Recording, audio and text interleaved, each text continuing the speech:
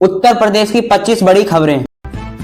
उत्तर प्रदेश में पतंगबाजी के दौरान इस्तेमाल होने वाले घातक चाइनीज मंजे के हाल ही में दिनों में कई लोगों के और बेगुनाह पक्षियों की जान ली है, जिसे देखते हुए मुख्यमंत्री योगी आदित्यनाथ ने पूरे प्रदेश के खिलाफ एक युद्ध स्तर पर अभियान छेड़ने का आदेश दिया है। इस आदेश के तहत प्रदेश के सभी 75 जिलों की पुलिस को यह अधिकार दिया गया है कि वे वारंट उन गोदामों को दुकान की तलाश के जहां इस प्रतिबंध मांझे को छुपाकर बेचा जा रहा है।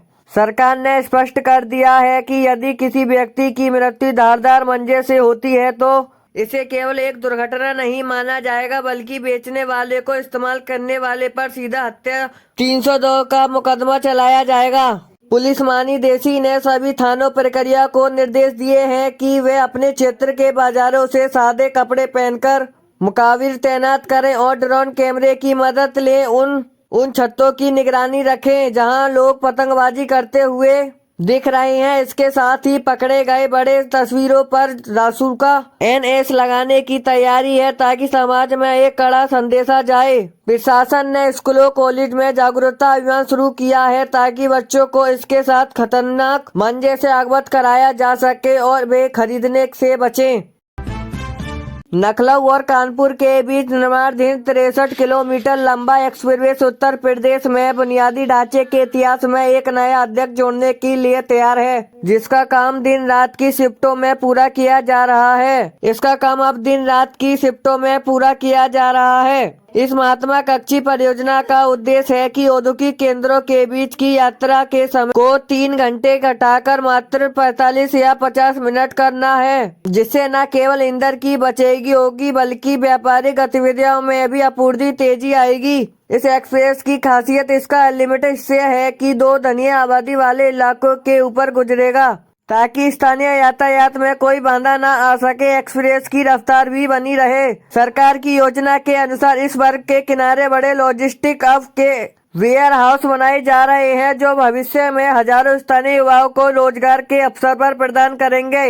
निर्माण कार्य गुणवत्ता सुनिश्चित करने के लिए अंतर्राष्ट्रीय मानकों का पालन भी किया जा रहा है और सुरक्षा के लिहाज में हर 2 किलोमीटर पर CCTV कैमरा के अनुमति सेंसर लगाए जा रहे हैं। मुख्यमंत्री स्वयं इस प्रोजेक्ट की प्रगति की नजर रखे रहे हैं ताकि अप्रैल के पहले सप्ताह तक इसे हाल में जनता के लिए खोला दिया जा सके, जिससे लाखों यात्रियों को जाम से स्थानीय मुक्ति मिलेगी। उत्तर प्रदेश सरकार ने कानून व्यवस्था को अधिक पारदर्शी और प्रभावित बनाने के उद्देश्य से ही पुलिस विभाग शीर्ष स्तर पर एक बड़ा बदलाव हुआ है। 24 वरिष्ठ IPC अधिकारी का स्थानीय करते ही इस फेरबदल में लखनऊ, वाराणसी, गोरखपुर और मेरठ जैसे महत्वपूर्ण जिलों की पुलिस कप्तानों को भी बदला दिया गया है, जिसका मुख्य कारण आगामी चुनौती और जिलों में अपराध की वर्तमान स्थिति व समीक्षा बताया जा रहा है। नए नियुक्त सरकारियों को कार्यभार संभालने की निर्देश दिए गए हैं। वे लंबित बड़े मामलों का निपटाना प्राथमिकता के आधार पर रखे और थानों में आने वाले आम नागरिकों के साथ सामान्यजनक व्यापार सुनिश्चित करे। सरकार के इस बारे के उन सरकारियों को फील्ड की जिम्मेदारी सौंपी है जिसका ट्रैक रिकॉर्ड अपराधी के खिलाफ सख्त कार्रवाई करने का रहा है। विशेष रूप में माफियाओं के अवैध संपत्ति पर बुलडोजर कार्रवाई को और तेज करने का निर्देश दिए गए हैं। तबादला नीति के जरिए सरकार आदेश देना चाहती है कि लापरवाही बरतने वाले किसी अधिकारी को मुख्य नहीं जाएगा, चाहे वह कितने भी ऊंचे पद पर क्यों ना हो। इसके साथ ही महिला सुरक्षा और साइबर अपराध के निपटने के लिए हर जिले में विशेष डेस्क को अधिक सक्रिय करने की योजना भी इस नए अधिकारियों को एनडीए के सबसे बड़े ऊपर पर रखी गई है।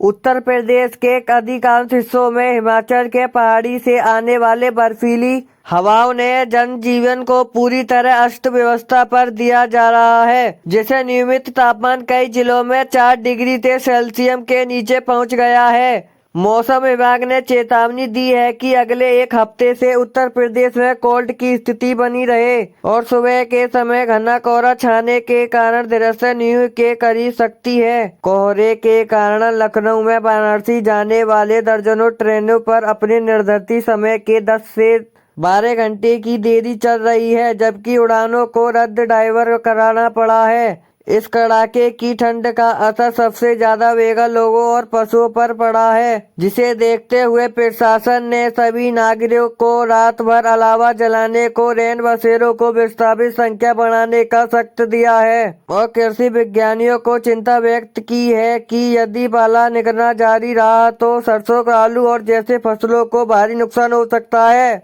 हालांकि यह ठंड गेहूं की फसल के लिए अब काफी फायदेमंद बताई जा रही है। जिला अधिकारियों ने स्कूलों के समय बदलाव करने का, कुछ दिनों के लिए अवकाश घोषित करने का अधिकारियों के अपने आसपास सुनिश्चित रखा, ताकि बच्चों को इस जानलेवा ठंड से बचाया जा सके। प्रयागराज में एक नाबालिग लड़के के साथ हुए धोखाधड़ी के चिकित्सा क्षेत्र के एक बेहद काले और डरावने पहलू रोजगार किया है, जिससे लालच देकर मासूमों के शरीर के साथ खिलवाड़ किया जा रहा है। जांच में सामने आया है कि एक संगठित गिरोह सोशल मीडिया और महंगों उपहारों का लालच देकर आर्थिक रूप से कमजोरों बालक की लड़कियों और निर्दोष बताया जा रहा है और उन्हें डरा धमकाकर उनके अंगाड़ू निकाले लिए जाते हैं। पुलिस ने इस मामले में शहर के कुछ नामी निजी अस्पतालों और वहां के डॉक्टरों की भूमिका की जांच शुरू कर दी गई है, क्योंकि बिना उच्च स्तरीय चिकित्सा मिली लगभग में कितने बड़े पैसे पर अंगों का निश्चय संभाला नहीं जा सकता। पीड़ित लड़की के बयान के आधार पर पुलिस ने अब तक 3 दलालों को गिरफ्तार किया है, जो प्रति केस लाखों रुपए देते थे, लेकिन लड़कियां केवल को उनके 1000 रुपए देकर चुप रहते थे। इस घटना के बाद उत्तर प्रदेश स्वास्थ्य विभाग के पूरे राज्य में एक हलचल है। आईपीएस सेंटर में फर्टिलिटी कॉलोनी को ऑडिट का आदेश दिया है, ताकि यह पता जा सके कि वहां अंगों का लेन देन कानूनी प्रक्रिया तहत हो रहा है। यहाँ नहीं कि पुलिस इस बात की भी गहराई से जांच कर रही है कि क्या तस्वीर के तार अंतर्राष्ट्रीय